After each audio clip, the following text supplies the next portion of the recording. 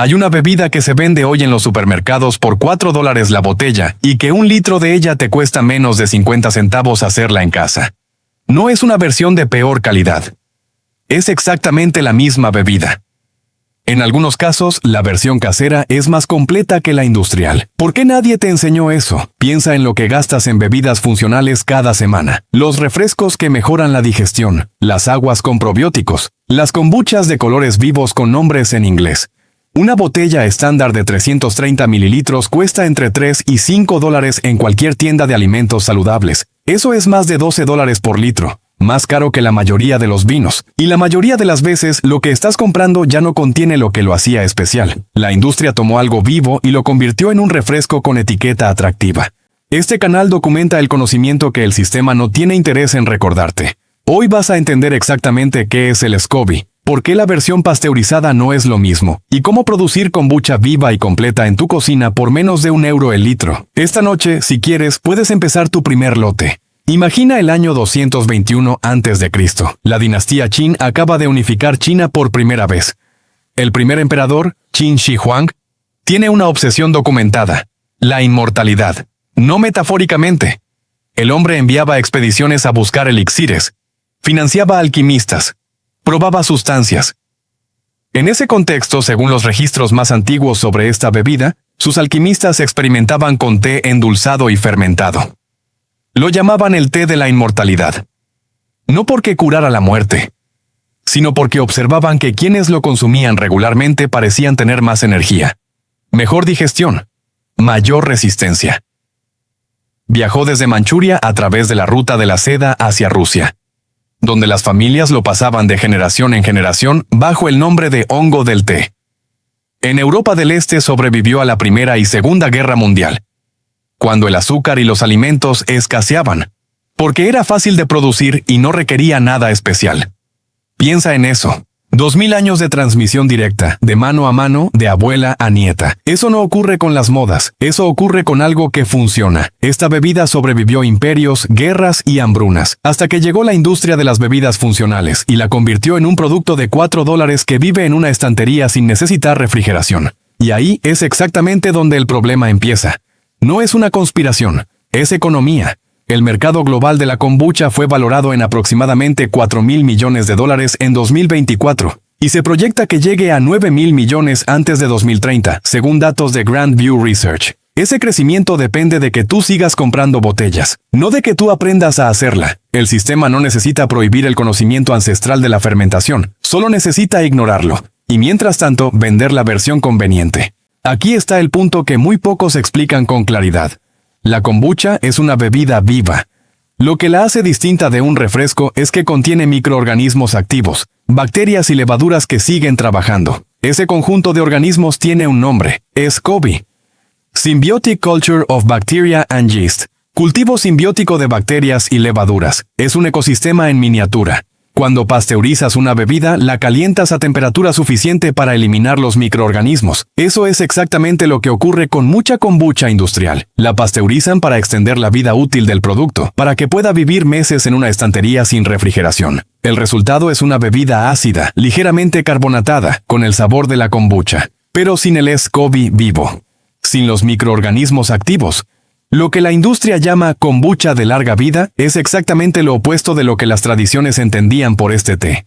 La característica que parecía un defecto logístico, que la bebida necesitara frío y se fuera transformando con el tiempo, esa inestabilidad es en realidad la señal de que está viva. La ciencia lo confirma con un nivel de detalle que las tradiciones no tenían, pero describe exactamente lo mismo. Una revisión sistemática publicada en la revista Fermentation en 2025, que analizó 8 ensayos clínicos controlados, encontró que la kombucha contiene ácidos orgánicos, polifenoles, vitaminas del grupo B y microorganismos con propiedades documentadas en múltiples estudios. Una investigación publicada en PubMed en 2024 por investigadores de la Universidad de Gujarat, India, describió el SCOBY como un ecosistema microbiano complejo que incluye géneros como Saccharomyces, Brettanomyces, Lactobacillus y bacterias del ácido acético, todos ellos trabajando en coordinación para transformar el té azucarado en una bebida biológicamente activa. Otro análisis bibliométrico publicado en Frontiers in Sustainable Food Systems en 2025, que revisó décadas de investigación, identificó la actividad antioxidante y antimicrobiana de la kombucha como sus propiedades más consistentemente documentadas, directamente relacionadas con la fermentación activa del SCOBY. Dos lenguajes separados por siglos describiendo la misma verdad. Las familias rusas que guardaban su hongo del té como un bien de la casa no sabían nada del lactobacillus, pero sabían que la bebida tenía que estar viva para ser la bebida. Los científicos del siglo XXI llegan a la misma conclusión con terminología diferente. Antes de que sigas, hay algo importante que decirte. La kombucha no es un medicamento. No cura enfermedades. La investigación científica existente sobre sus efectos en humanos es prometedora pero todavía incompleta. La mayoría de los estudios son de corta duración, con muestras pequeñas, y los propios investigadores piden más ensayos clínicos de largo plazo. Los resultados varían según el tipo de té usado, el tiempo de fermentación, la cepa del SCOBY y las condiciones de cada persona. Si tienes alguna condición de salud específica, consulta con un profesional antes de introducir cualquier alimento fermentado en tu rutina. Lo que sí es verificable es que la kombucha casera no pasteurizada contiene microorganismos activos que la versión pasteurizada no tiene. Eso no es opinión, es biología básica. La honestidad sobre los límites del conocimiento no debilita el argumento, lo fortalece. Ahora, el protocolo. En las tradiciones rusas no tenía nombre sofisticado. Era simplemente el proceso que las abuelas habían aprendido de sus madres. Aquí lo llamaremos el despertar del cultivo, porque eso es exactamente lo que es. Un proceso de 3 fases. Primera fase. La preparación del medio. Hierve 1 litro de agua sin cloro. El agua del grifo con cloro puede afectar los microorganismos del SCOBY, así que usa agua filtrada o mineral. Agrega 2 bolsitas de té negro o verde de buena calidad, preferiblemente de la planta Camellia sinensis. Deja infusionar entre 10 y 15 minutos. Retira el té y disuelve 50 gramos de azúcar blanca mientras el líquido todavía está caliente. Este azúcar es el alimento del SCOBY, no el tuyo. Casi toda desaparece durante la fermentación. Deja enfriar hasta temperatura ambiente. Este paso es crítico. Si añades el SCOBY a un líquido por encima de los 35 grados, los microorganismos mueren. Paciencia aquí. Segunda fase. El encuentro. Vierte el té frío en un frasco de vidrio de boca ancha. Añade 100 mililitros de kombucha ya fermentada. Esta es el agua de arranque. Acidifica el medio y protege el SCOBY de contaminantes. Si es tu primera vez y no tienes kombucha anterior, consigue el SCOBY de alguien que ya haga kombucha casera. Muchos productores caseros los regalan porque se reproducen solos con cada lote. Coloca el SCOBY sobre el líquido con las manos limpias, no con utensilios de metal.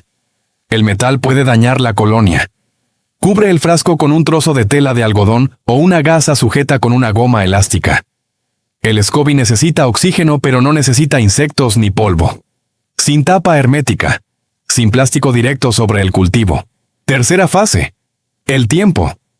Coloca el frasco en un lugar oscuro y templado, entre 22 y 26 grados centígrados, alejado de la luz solar directa y de corrientes de frío. A partir del 7º día puedes introducir una pajita limpia bajo el SCOBY y probar el líquido. Si está demasiado dulce, necesita más días. Si tiene un sabor equilibrado entre ácido y ligeramente dulce, está lista. Entre 7 y 14 días es el rango habitual. La temperatura ambiente en tu ciudad determina la velocidad. A mayor calor, fermentación más rápida. Una vez lista, retira el SCOBY. Guárdalo con un poco del líquido para el próximo lote y embotella el resto en frascos de vidrio con cierre hermético. Si quieres burbujas adicionales, deja las botellas cerradas 2 días más a temperatura ambiente antes de refrigerar.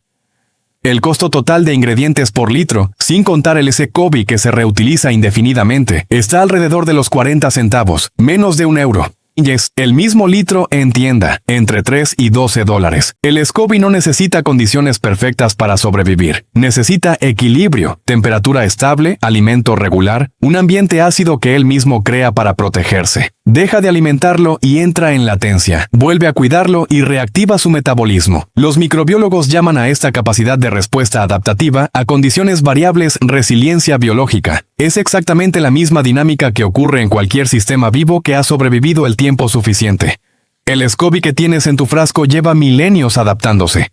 Generación tras generación de cultivos que viajaron de China a Rusia, de Rusia a Europa, de Europa a América. Ese disco gelatinoso que flota en tu tarro es la misma colonia, replicada, que alguien en la corte de Qin Shi Huang cuidaba como un bien precioso. Piensa en los sistemas en tu propia vida que han sobrevivido precisamente porque aprendiste a darles lo que necesitaban, ni más ni menos. ¿Cuánto de lo que cuidas hoy está en latencia esperando que vuelvas a prestarle atención? Si conoces a alguien que gasta cada semana en bebidas funcionales y todavía no sabe que puede hacerlas en casa con un frasco y paciencia, esta es la información que le estás regalando. Comparte este video con esa persona que compra kombucha en el supermercado y nunca supo que la versión que compra ya no tiene lo que busca. Con esa persona concreta, ya sabes quién es. Y antes de irte, deja tu respuesta en los comentarios. ¿Bebida fermentada casera o producto industrial garantizado? ¿En cuál confías más cuando se trata de lo que entra a tu cuerpo? No hay respuesta correcta universal. Pero la conversación importa. Este canal existe para quienes deciden saber antes de decidir. Si ese eres tú, ya sabes dónde seguir.